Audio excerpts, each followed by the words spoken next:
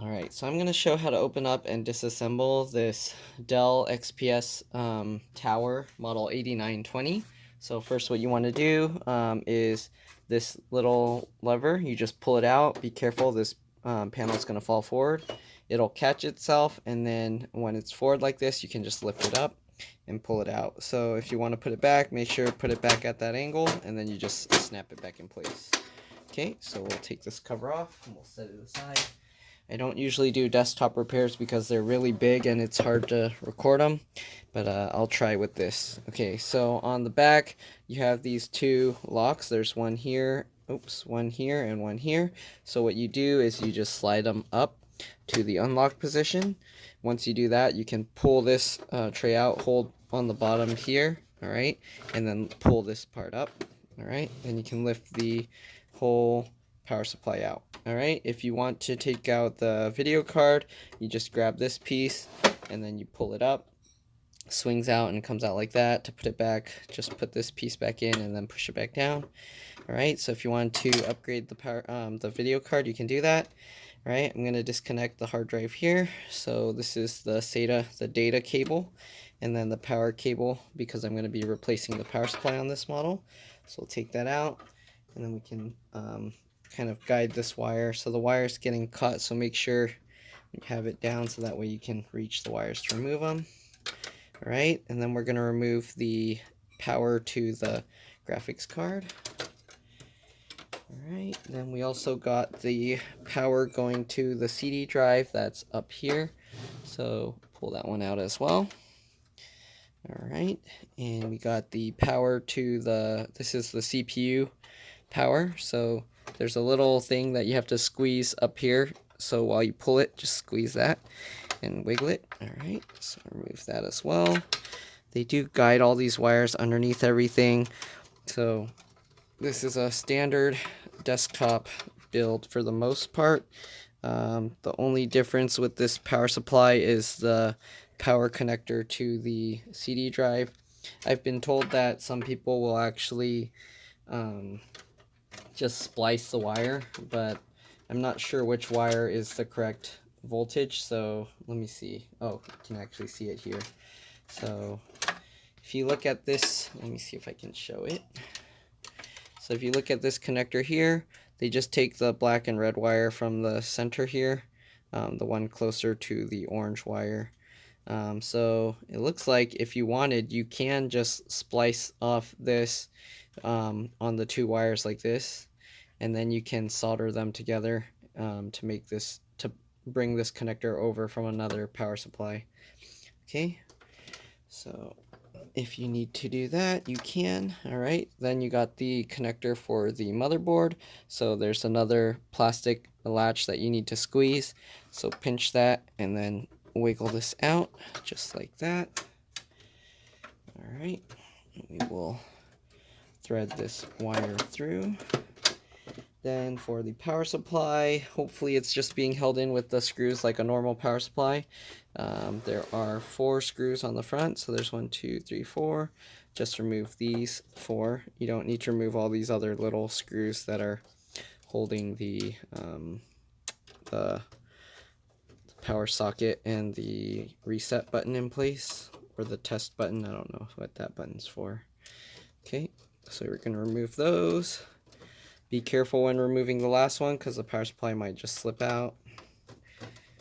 Alright, there we go. Okay, this one bracket here catches it, so that's kind of nice. Let's see if we can lift it out without taking that thing out. Alright, this is a very nice design. You can lift it up like that and then just guide all the wires through. Oh, sorry, you can't even see what I'm doing, but basically guide all the wires through here. Alright, so this power supply is pretty simple to replace. I got an exact replacement. The exact replacement is pretty pricey. If you plan to put a more powerful video card, you will have to get a more powerful model. But again, remember that you will need to splice this to put the CD drive, or if you don't care about the CD drive, you can just disconnect it completely. Alright, so we'll pull these wires through. Actually, while I have this out, let me see. I'll show you some other stuff here. Okay, so we'll pull this all the way up. Okay, if you do want to change the video card out, just like every desktop, there's a little latch down here, this light blue thing.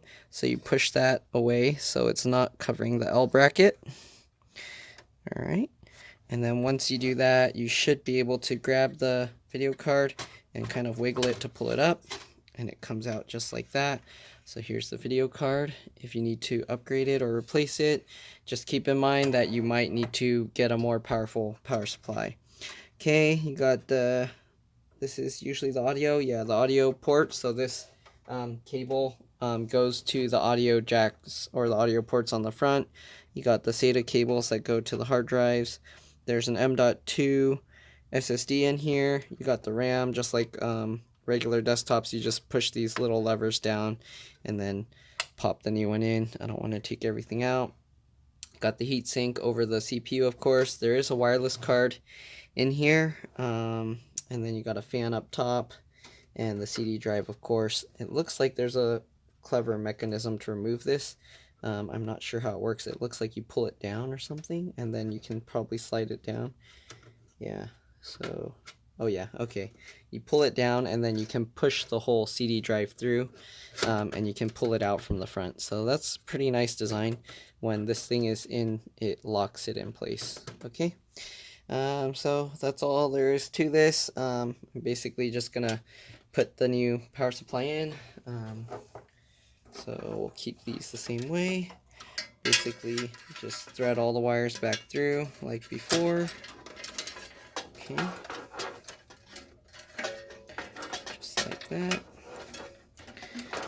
Once you get all the wires through, drop it in at an angle like that, set it back down, pull it back forward, and then put the screws back in.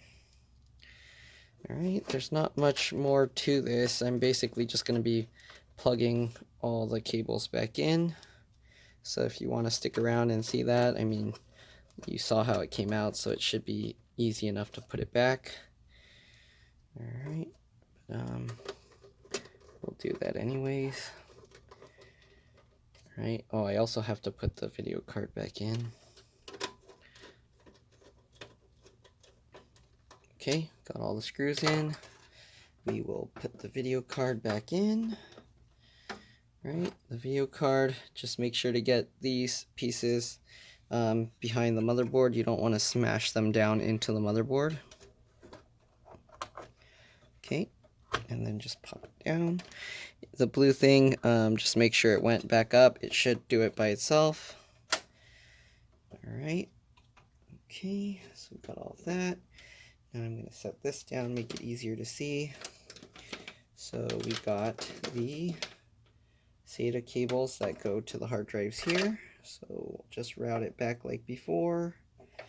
Okay, plug it in. Then we can run this cable back underneath like the other one. Put that piece back in. We will set that in there so it's easy to get to later. We can also, oops, you can even see what I was doing. So I was plugging all of this in. Alright, lift this back up. We'll put this bracket back in place. Oops, that's upside down. Put it this way. Alright. Just like that. It snaps in place. This cable, oh yeah, make sure the SATA cable doesn't get smashed by this on this metal piece or you can damage it.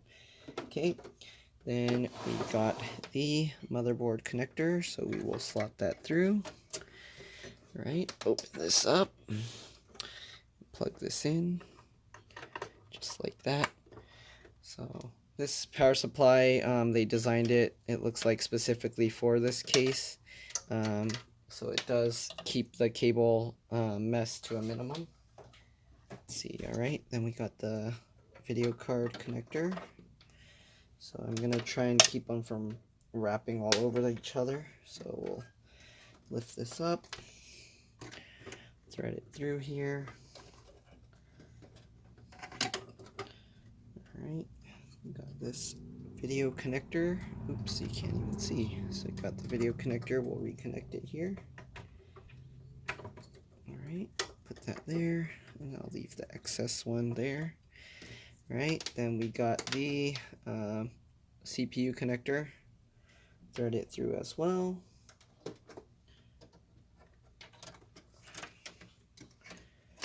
Okay.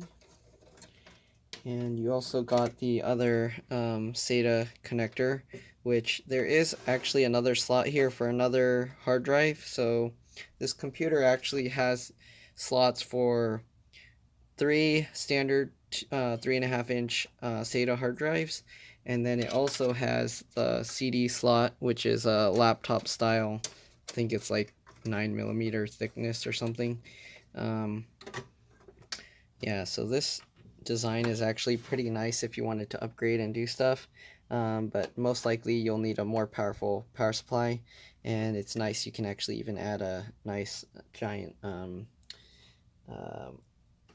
graphics card. So a lot of people build like these smaller towers that can barely fit them, so it looks like this tower, if you wanted, you can put like a full-sized, the largest graphics card that they have available. Alright, so we will, let's run this wire back underneath like before. Okay, and then we'll just plug this back in, and then tuck the excess wire underneath the fan so it doesn't get in the way. That's important. You don't want the fan to eat up this cable. Alright, and then we will move the excess SATA cable as well. So we got this. Oh, this one's on the wrong side, so I need to redo it. Video cable. I need it to go the same way all the rest are, through the back. Okay.